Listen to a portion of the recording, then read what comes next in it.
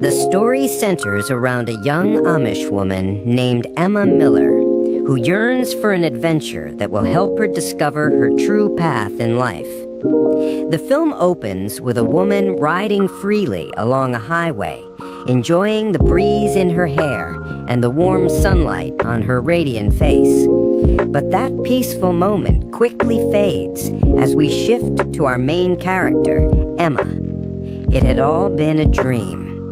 She wakes up with a magazine on her chest, only to be hurried along by her sister, who reminds her that they still have chores to finish. Her sister questions her about reading a magazine again, something forbidden in Amish culture. Even though Emma is aware that it's against their customs, she continues to do it, believing there's no harm in it. As they ride their bikes back home through the scenic countryside of Shipshewana, Emma greets a passing man, an Englisher, someone from outside their community, which again goes against their rules. Her sister scolds her, but Emma insists she was only being polite. Her sister reminds her that she has a man, Jacob, who loves her deeply. Emma agrees that Jacob is a good man, but confesses that there's no real connection between them. She finds him rather dull. Upon reaching home, the sisters get to work on their chores. While Emma is hanging freshly washed clothes outside, she spots a plane flying overhead. She becomes lost in thought, gazing at it, unaware that her father is silently watching her. Later, with the chores done, we find Emma in the kitchen making cheese, completely unaware of the recognition her cheese is about to receive. That evening, Emma sneaks into the shed, lights a candle, and settles onto a hay bale with her favorite book, Pride and Prejudice. As she reads the monologue of the main character, she feels a deep connection, seeing herself reflected in the heroine's words. Whenever Emma reads this book, she escapes into a dream world where all her fantasies come alive. But her dreamy escape is interrupted by the sound of her father's footsteps. She quickly hides the book as he approaches, pretending nothing is amiss. Her father, however, gently tells her that she's no longer a little girl. There's no need to sneak off late at night to read. Emma is taken aback, asking how he knew. He replies that he's known since she was very young that she was different. He never tried to mold her into being exactly like her sister, because he believed Emma was meant to find her own path. Overcome with emotion, Emma begins to cry.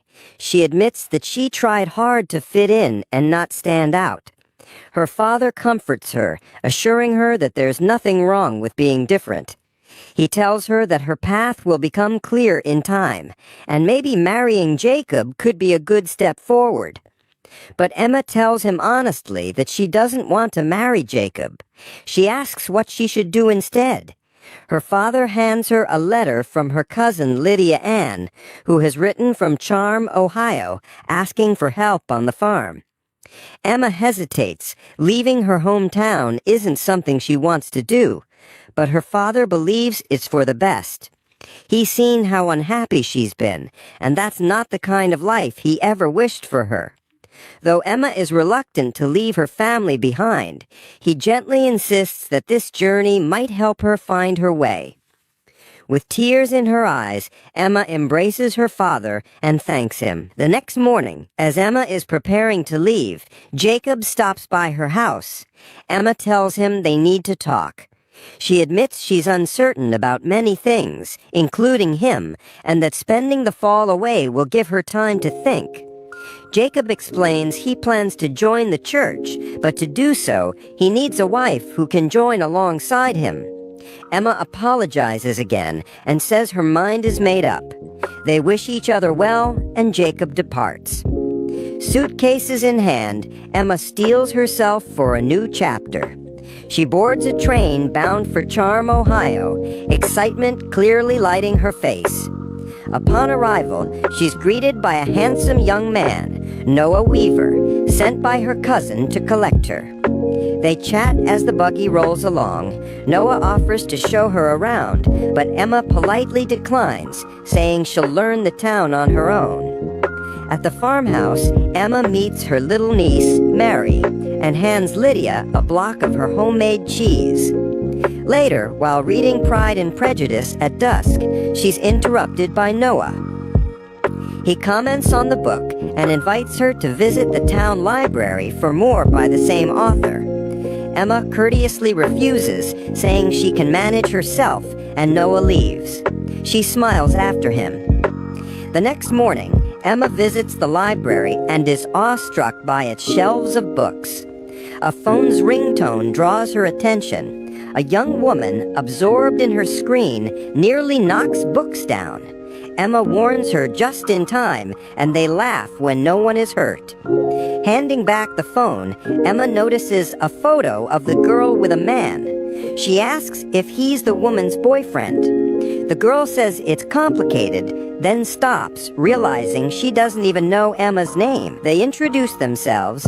Emma meets Kelly Bennett. Emma exits the library smiling, only to gape at a sleek, speedy car parked outside, something she's never seen up close. She returns to routine life on the farm. A few days later, she spots an Autumn Fest poster advertising a cheese auction and grins. At the market, she keeps stealing glances at Noah, realizing she has feelings for him. Her friendship with the free-spirited Kelly deepens, making Emma question her own life choices. Noah often helps Lydia by herding goats. One day, Emma lends a hand. While running uphill to gather the animals, she stumbles and lands on top of Noah.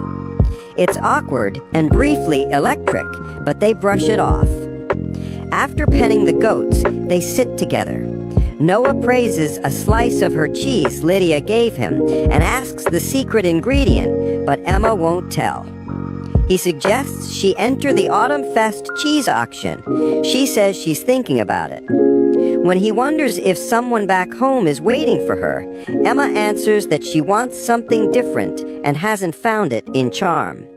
She dreams of seeing the ocean and asks if Noah has experienced both Amish and English life. He replies that this, here, is his world, and walks away. The next day, on her way to market, a car pulls up. Kelly offers her a ride. Emma is thrilled, talks about her wish to see the ocean and travel, and Kelly assures her she will someday. At the market, Lydia eyes Kelly warily, not keen on Englishers. Emma shows Kelly around the farm. Kelly meets Noah, and after small talk, Noah gives Emma a surprise. He places a seashell to her ear so she can hear the roaring ocean. Later, Kelly asks Emma about her feelings for him. Emma denies anything serious, but smiles all the same. She explains she's in charm to decide whether to join the church, marry Amish, or choose something entirely different. That evening, Kelly tells her aunt about Emma, and the aunt says charm holds something special for everyone. Meanwhile, Lydia cautions Emma about her friendship with Kelly, but Emma isn't swayed. While Noah drives Emma to the market another morning, he advises her not to waste years searching for purpose as he once did. Emma insists she must discover her path herself, even through mistakes. At Kelly's aunt's house, Emma finds Kelly in a tense confrontation with her ex-boyfriend, who's yelling and yanking her arm. Emma shouts for him to stop. He ignores her until Noah backs her up, and the man leaves. To lift spirits, Noah treats the women to milkshakes, and they manage a cheerful afternoon. Later, as Emma stacks produce at the market, a man approaches, praising her cheese and her beauty. He asks for an interview. Though unsure, she agrees, arranging to meet before the auction the next day. Emma smiles to herself, unaware that Lydia is watching with concern. That night, while getting ready for the auction, Emma asks Lydia how she knew her late husband was the one. She says he was always the first person she wanted to talk to, her best friend. Emma confides that she feels lost and frightened. Lydia suggests prayer, assuring her the answer will come. Comforted, Emma goes to bed. Morning brings the autumn fest. Emma, Noah, Lydia, and Mary head straight to the auction grounds. Emma is pulled aside by Andy, the Englisher reporter. She blushes as he compliments her cheese and her. Andy insists her cheese could flourish in Manhattan and offers to take her there. Emma lights up, ready to say yes, but Noah's name booms over the loudspeaker. Taking Andy's hand, Emma hurries to watch. Noah, competing in a wood-chopping competition, wins with the fewest swings and pockets $200. Emma's auction slot is next. She tries to leave for it, but Andy stops her, saying their interview isn't over yet. They agree on meeting. That evening at the fair, Emma jokingly calls the outing a date, which makes Andy beam. When the cheese auction begins, Emma's wheel starts low, but soon climbs. Andy jumps in with a hefty bid, and Noah, spotting the competition, tries to keep up. Noah offers $200, yet Andy tops him with $500, winning the lot. Frustrated, Noah walks away, while Emma quietly sets the money aside, planning to help her family with it. Next morning, Emma brings water to Noah at the barn. They chat briefly, but he can't resist probing about the Englisher. Warning her to be cautious, he riles Emma. She snaps that no one else's judgment will stop her from doing what she wants, and stomps off. Like any friend would, she turns to Kelly for guidance. Emma asks how Kelly knew she'd once been in love. Kelly confesses her engagement had been rocky. She spent more time out of love than in it. The relationship collapsed after a study abroad semester when her fiancé cheated. Kelly broke things off and relocated to Charm to start over. Emma promises to pray for her friend's happiness. Kelly laughs, saying prayer alone may not fix much. Driving back to Kelly's, Emma admires Kelly's bright shoes. She longs for color in her own plain life. Kelly leads her to her bedroom closet, boxes of colorful heels and sandals. Emma hesitates, citing the Amish rule that footwear should be simple, but Kelly persuades her to try a pair of gold sandals. They fit perfectly, though Emma nearly twists an ankle. She laughs, admitting she feels different in a good way. Upon returning to Lydia's, the girls find an elderly woman leaving the porch, with Lydia and Noah looking anxious. Lydia explains that Mary has chickenpox, highly contagious, and the house must be quarantined for 10 days.